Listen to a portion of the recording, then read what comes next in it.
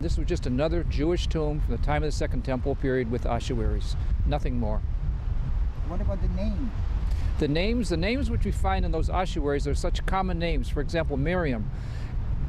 About 48% of the women in that period, when we find ossuaries, are named either Mariam, Mary, or Shlomtzion. The same thing with the names like Joseph, Jesus, so on and so forth. Very, very common names. So we see these names which occur again and again in the archaeological record. What they've done here is they've simply tried in a very, very, I think, dishonest way to try to go and con the public into believing that this is the tomb of Jesus, or Jesus' family. It has nothing whatsoever to do with Jesus. He was known as Jesus of Nazareth, not Jesus of Jerusalem. And his tomb would have been up, if the family was wealthy enough to afford a tomb, which they probably weren't, it would have been in Nazareth, not here in Jerusalem.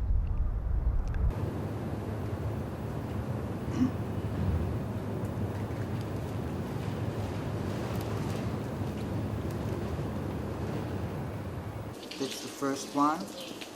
Yeah. Right. And then what happens in the second one? This is how they saw it.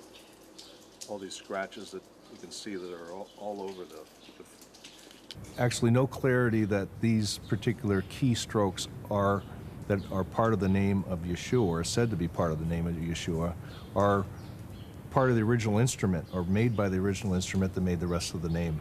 They may just well be scratches. I see more clearly the name Hanun there than I can see the name Jesus. So Jesus may not be in this tomb at all.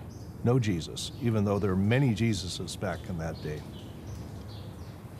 And I've worked on the publication of Dead Sea Scrolls as well as of the finds from Qumran. With this type of spin 10 years ago, was found like in 1980. Yeah, the one who did this 10 years. I took part in this documentary because I feel that there should be at least some credible peer review in terms of how, in fact, the story is told, what the facts are on the ground. And I want to make it clear at this point that I'm not convinced at all that this is, in fact, the tomb of Jesus of Nazareth.